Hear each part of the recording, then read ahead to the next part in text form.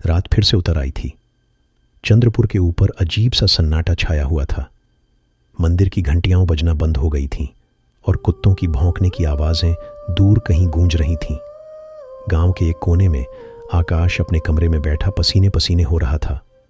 उसे फिर वही सपना आया था, बेताल, उसकी लाल चमकती आंखें और वो आवाज़ जो हर रात जोर से कानों में गूंजती थी। दूसरी कहानी सुनने को तैयार हो? भूत की परछाई। राज और मीरा भी अब चुप और सहमे हुए थे। वे उस घटना को भूलना चाहते थे, पर बेताल उन्हें भूलने नहीं दे रहा था। राज को हर वक्त ऐसा लगता जैसे कोई उसका पीछा कर रहा हो। एक दिन उसने आईने में अपनी परछाई की जगह किसी और को देखा। काली आकृति, 2 लाल आंखें। हम इस कहानी से बाहर नहीं निकल सकते, मीरा ने कहा। आकाश ने सिर हिलाया। हमें अगली कहानी सुननी होगी, शायद तभी मुक्ति मिले। फिर वही जंगल। इस बार वे तैयार होकर गए। पूजा की माला, हनुमान चालीसा, कैमरा और टॉर्च सब साथ लिया। वे शिला वाले मंदिर तक पहुंचे तो देखा कि वहां अब एक और द्वार बन गया था, पत्थर का लेकिन ताजा, मानो किसी ने हाल ही में तैयार किया हो। दरवाजे के ऊपर लिखा था, यत्र सत्यम क्षीणम तत्र भ्रांतिः जीवति। जहां सत्य मर जाता है वहां भ्रम जीवित रहता है। वे जैसे ही दरवाजे के पास पहुंचे, हवा फिर से तेज हो गई। पेड़ों की शाखाएं एक दूसरे से टकराने लगीं और फिर बेताल प्रकट हुआ। बेताल की दूसरी कहानी, न्याय का तिलिस्म। बेताल की आवाज आई, तुमने पहली बार सही उत्तर दिया था, पर अब कहानी कठिन होगी और उत्तर और भी पेचीदा। ध्यान से सुनो। कहानी शुरू होती है। राज्य का नाम था मृदुलपुर। छोटा, शांत, लेकिन अपने न्यायप्रिय राजा सोमदेव के लिए प्रसिद्ध। एक दिन एक स्त्री रोती हुई राजसभा में पहुंची। उसका नाम था चंद्रिका। वह बोली, महाराज, मेरे पति अमन को गांव वालों ने चोर समझकर पीट पीट कर मार डाला, पर मेरा पति निर्दोष था। राजा ने गुस्से में आकर उस गांव के 5 प्रमुख लोगों को बुलवाया, भूपन, हरिया, व्रज, मुक्ता और राघव। पूछताछ हुई। हर कोई कहता रहा, हमें शक था उसने चुपचाप किसी के खेत में कदम रखा था। राजा ने एक अनोखा निर्णय लिया, तुम 5 दोषी हो, बिना प्रमाण के हत्या की, परंतु मैं तुम्हें अवसर देता हूं।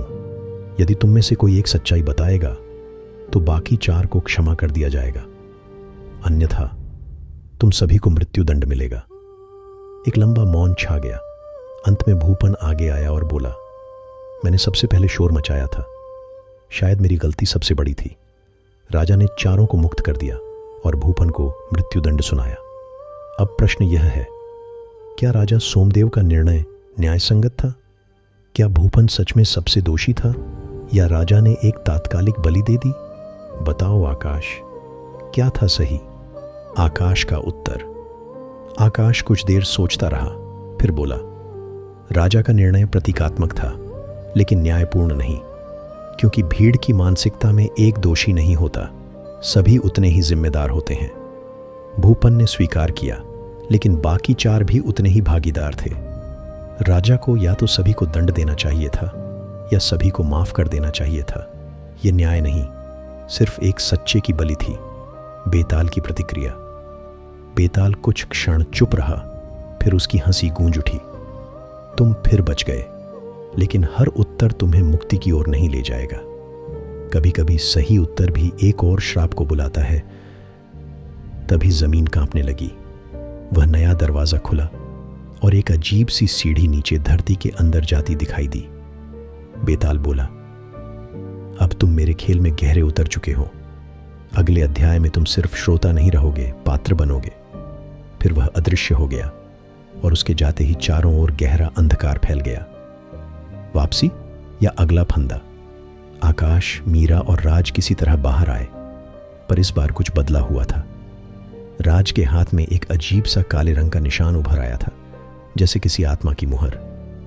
मीरा की आंखों में हर वक्त पानी भर आता था और उसे किसी की आवाजें सुनाई देती थीं। मुक्त करो मुझे। आकाश समझ गया था, अब यह सिर्फ एक कहानी नहीं है। यह श्रृंखला उन्हें किसी गहरे रहस्य, शायद बेताल के पिछले जीवन या उसकी अधूरी प्रतिशोध कथा की ओर ले जा रही है। अध्याय का अंत। अब अगली रात और भी भयानक होगी। क्या अगली बार बेताल उन्हें कहानी में ही खींच लेगा? कौन है असली बेताल? क्या यह वही पुरानी आत्मा है या कोई और शक्ति उसे चला रही है? जानने के लिए सुनिए बेताल की वापसी, अध्याय 3, मृत आत्मा की दास्तान।